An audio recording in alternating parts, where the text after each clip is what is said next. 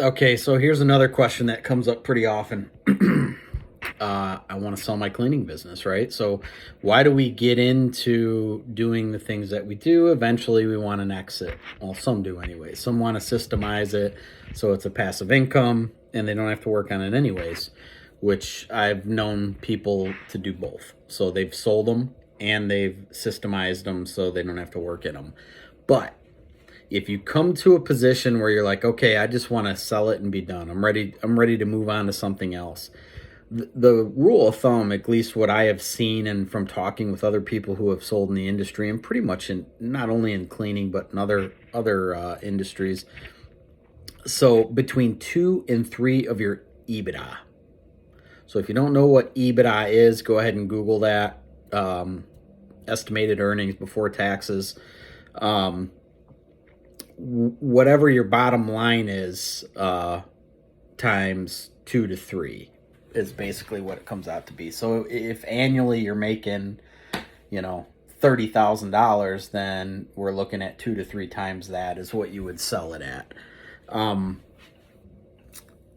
there's a lot of variables here. It depends on who the buyer is. If the buyer's eager enough and they really, really, really want your business, they can pay more. Um,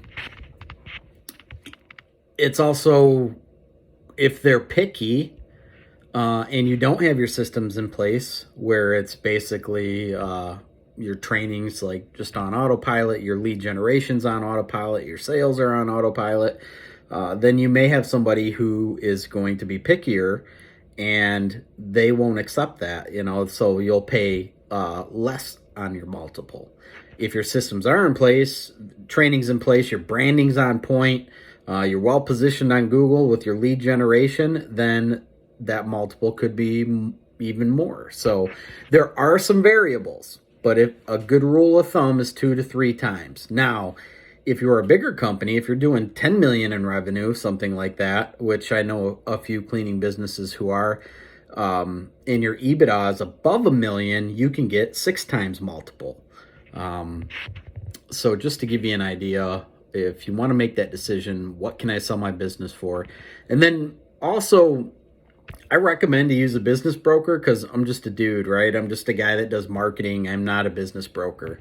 And I'm just telling you from my experience in dealing in this industry for, 15 years now, what I have seen. So definitely reach out to somebody who's skilled in selling businesses and they can help you be better positioned to sell and to get more money. That's my advice.